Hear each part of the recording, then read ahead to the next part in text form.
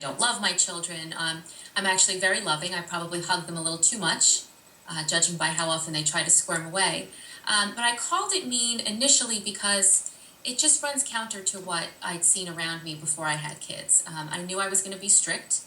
My husband is also very strict, although he's very loving. And it just felt as though, because it was so counter to what we saw around us, that it felt more mean. And I also called it that because I named it after my mother, who I call the original mean mom. Um, but that's basically it, because it feels harder. It's easier to be, more loose. It's easier to be, more indulgent. It's easier to hover or helicopter or overprotect. And so mean seemed like the right counterpoint to that. Now it's interesting because we all have different definitions of strict and certainly of Yes. the word mean. Can you give us some examples of strict in your family? Well, strict for us means that there are rules, and the rules are pretty clear. Um, there's a difference, I think, between rules and a sort of dictatorship almost. I mean, as my kids are older, we can talk about things, but they always know that the buck stops with me and with their dad. Um, there are things that they just understand, that they know that bedtime is bedtime, and it doesn't matter. They push against it every single day, and every single day we tell them, nope, now's the time, shut the lights, it's time for bed. Or, if we say before dinner, this is not going to be what we call a dessert night, then it's not a dessert night, and that's all that there is. And so we define strict more as just sort of setting a basic groundwork of rules. And, within that, there's always some wiggle room. But it's not strict in the matter of seen and not heard, or that sort of really, really throwback kind of parenting. It kind of goes back to, again, the way my parents did it. I thought it was sort of strange to see that what we do, what my husband and I do, is what my parents just sort of assumed was the way it was. The parents were in control, and now it almost seems like you have to wrench back the control. Everybody wants to be friends with their kids. Exactly. It's funny if we're having these conversations with our parents, they have no idea what we're talking about Yes. because it was just natural for them.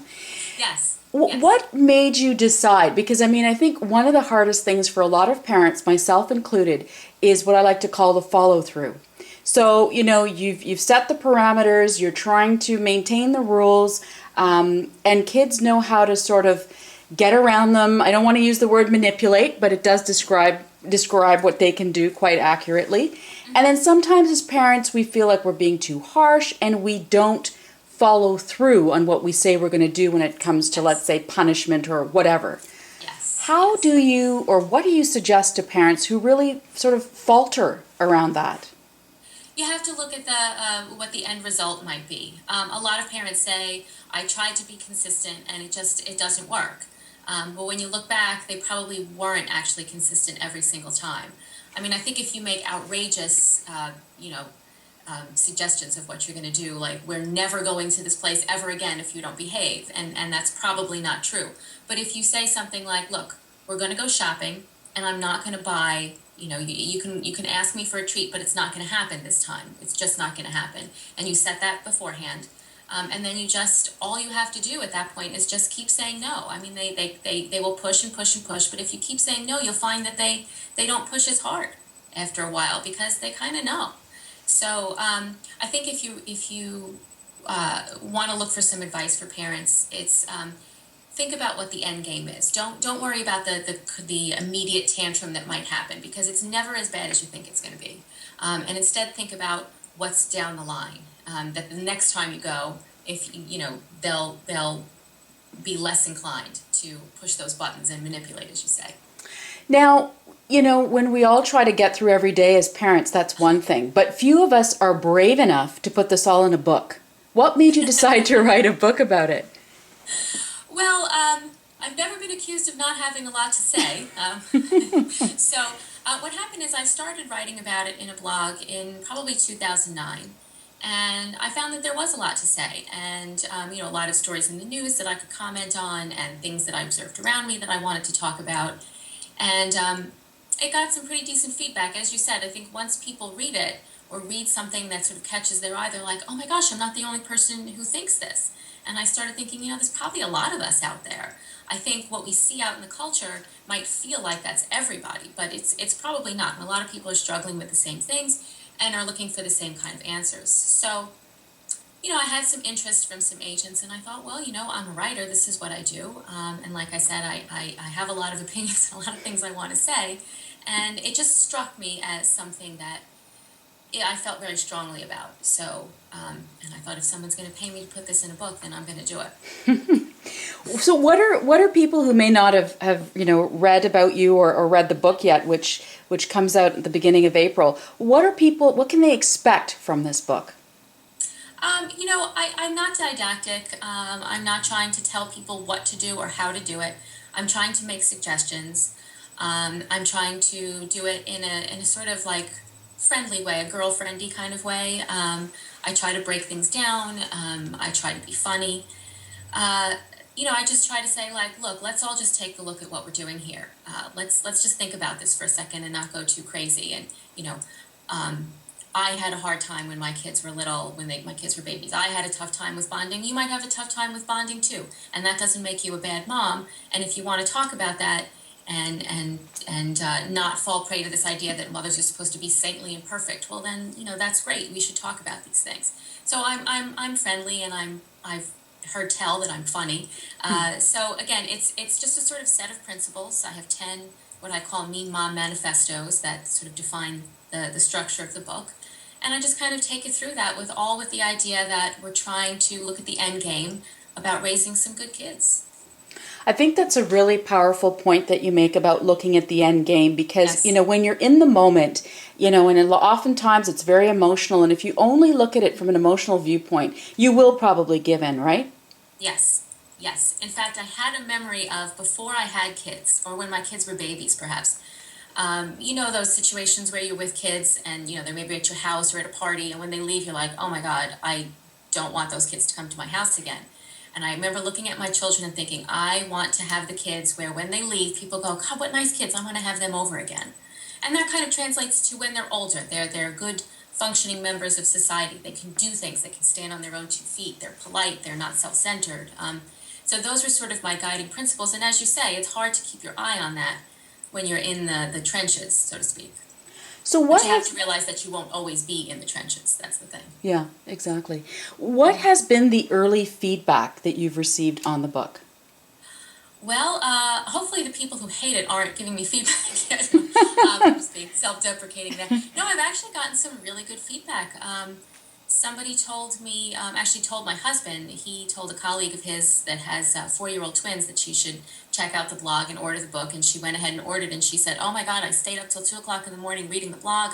It was so stimulating. It was so interesting. And I feel as though people are finding, I don't know, I want to call it like a tribe, because I feel like I was alone in feeling this way, and then I realized, no, there are other people who do too. So that's the kind of feedback I'm getting, kind of like, where have you been all my life? And it's an interesting point, because did you feel before, when your kids were younger, and even now that you've got this book, that you're in the minority?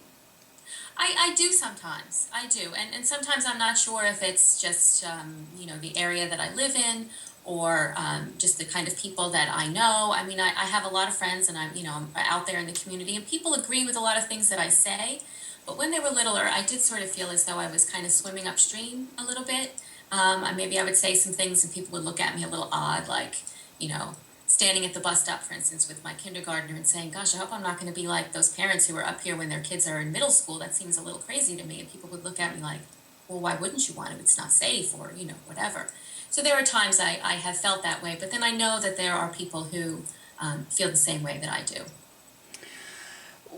You and your husband, you described him as strict as well. What has been his reaction to what you've written? He's completely supportive. For a while there, when I was trying to sell the book, I felt like it was me, my husband, and my agent were the only people who believed in it. Mm-hmm. But the one thing I have to say, to give him his proper credit, is that I couldn't be this kind of parent without him, because it really does take two people.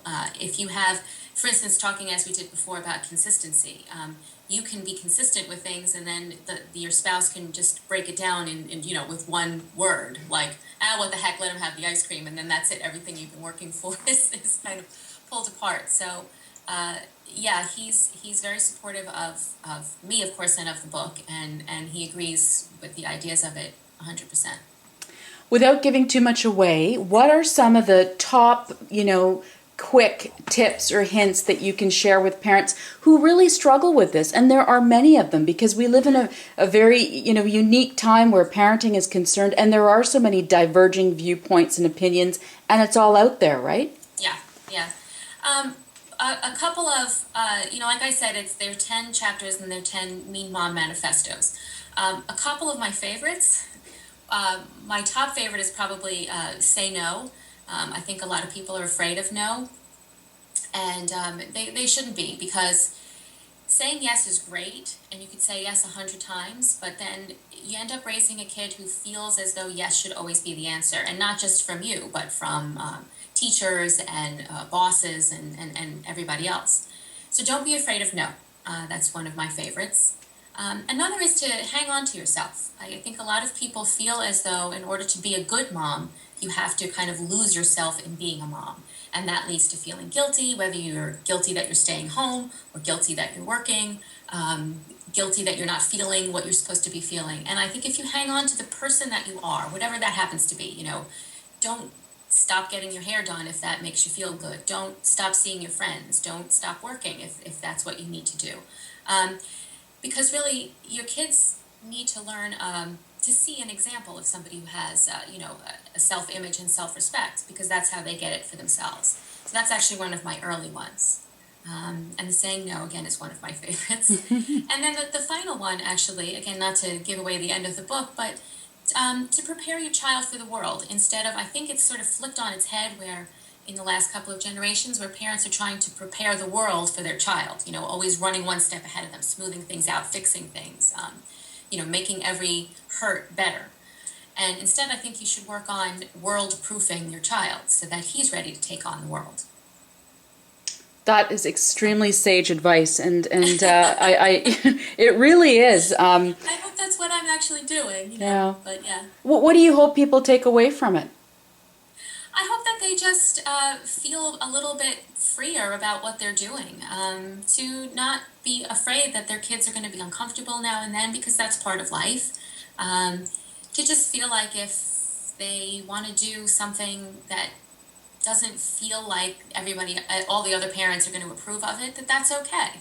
And to just, again, to circle back to the main point, is just, make people think, even if it's just for a little bit. Think about the end game. Think about the people they're trying to raise. Think about why you had kids. You didn't have kids so you could worry about, kindergarten test scores. You had kids because you wanted to raise people for the world, to, carry on whatever legacy it is that you want. Thank you so much, Denise. You're welcome.